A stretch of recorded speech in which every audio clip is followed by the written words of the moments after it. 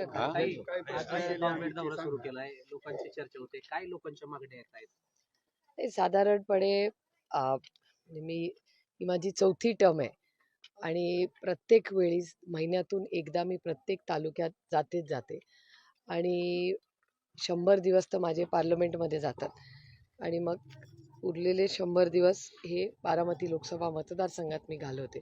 म्हणजे 9 दिवस महिन्यातले माझे प्रत्येक तालुक्यात असतात आणि त्या तालुक्यात आल्यानंतर गाव भेटीमध्ये गेलं की फील्डवर केंद्र आणि महाराष्ट्र सरकारची काय कामं झाली आहेत, त्याच्या इम्प्लिमेंटेशनमध्ये काय गॅप्स आहेत, हे घेऊन आम्हाला पार्लमेंटमध्येही बोलता येतं की बाबा स्कीम जरी चांगली असेल तर त्याच्यात सुधारणा किंवा गॅप्स इम्प्लिमेंटेशनमध्ये काय येतात त्याचा एक ग्राउंड रिपोर्ट हा अशा दौऱ्यांमध्ये करतो. आणि जेव्हापासून मी लोकसभा लढले तेव्हापासून हा उपक्रम मी नेहमीच महिन्यातून 9 दिवस हा करते आणि आज ह्या भागात आल्यानंतर 3-4 प्रश्न सातत्याने प्रत्येक गावात येत आहेत.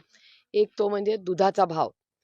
आता अनुदान 5 ते 7 रुपये सरकारने सांगितले, पण ते वेळेवर येत नाही. सप्टेंबरपर्यंत आले असं लोकं म्हणतायत. तर त्यांचं म्हणणं आहे की आम्हाला अनुदान द्यायच्या ऐवजी तुम्ही दुधाचा भाव वाढवून द्या. म्हणजे 35 ते 40 रुपये जर दुधाचा भाव झाला, तर आता 27 रुपये आहे.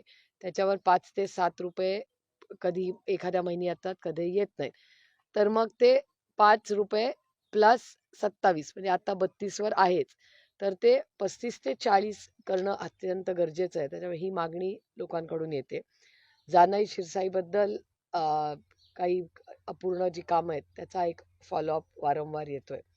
आणि महागाई आणि बेरोजगारी ह्याच्यावर चर्चा ही होते. GST बद्दल लोक बोलतायत. काही प्रोडक्ट्स जे ॲग्रिकल्चर प्रोडक्ट्स आहेत त्याची GST आणखीन कशी कमी करता येईल ह्याच्याबद्दल बरीचशी मागणी ही लोकांच्याकडून येते. माहितीमध्ये पालकमंत्री बाबत रस्सीखेच बघायला पाहायला मिळते. यामध्ये मुख्यमंत्र्यांनी आता बीडचं पालकमंत्री पद घ्यावं किंवा अजित पवारांनी बीडचं पालकत्व घ्यावं अशी मागणी आता तुमचे खासदार बजरंग सोनवणे यांनी केली.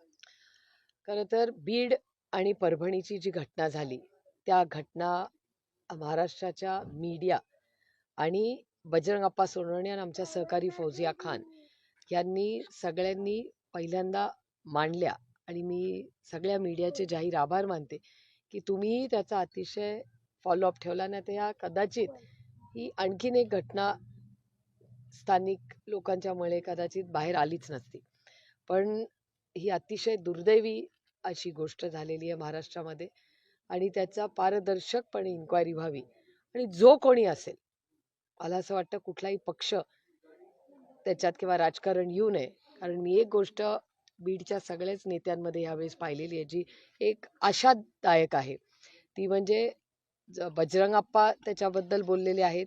त्याचबरोबर सुरेश धस असतील किंवा संदीप क्षीरसागर असतील, आपलं रोहित पवार असतील किंवा जितेंद्र आव्हाड असतील, नमिता मुंद्रा असतील, हे सगळे वेगळ्या पक्षांमध्ये काम करतात.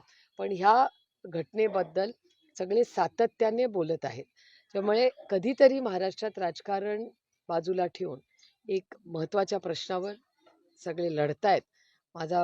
माझी अपेक्षा आहे की एवढा मोठा मॅन्डेट ह्या सरकारला दिलेला आहे आणि महाराष्ट्राच्या मुख्यमंत्र्यांकडून माझ्या अपेक्षा आहेत की बीड आणि परभणीला या दोन्ही केसेसमध्ये ते न्याय देतील. आणि आता जी कालची घटना महिलांची झाली किंवा त्या मुलीची जी झाली कल्याण वगैरेला, त्याचंही स्टेटमेंट मी मुख्यमंत्र्यांचं पाहिलं. विषय अतिशय गंभीर आहे.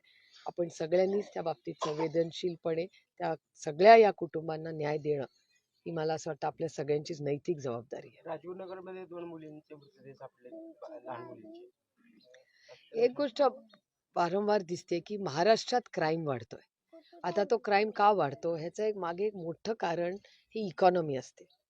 आज आपण सगळे बघतोय की महाराष्ट्रामध्ये किंवा देशाची इकॉनॉमी ही ह्या टर्मला महागाई, बेरोजगारी हा प्रचंड वाढलेली दिसते आणि केंद्र सरकारचाही डेटा सांगतो, ज्याचा उल्लेख निर्मला सीतारामननी पार्लमेंटमध्येही केला की ह्या वेळेसची ग्रोथ 5.4 झालेली आहे आणि त्याच्यामुळे कंप्लीट इकॉनॉमीचा स्लोडाऊन झालेला आहे. महागाई वाढेलच आणि ते इन्फ्लेशनचे नंबर्स दिसत आहेत.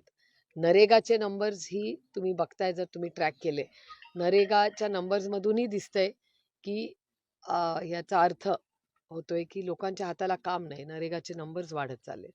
त्याच्यामुळे काळजीची परिस्थिती आहे.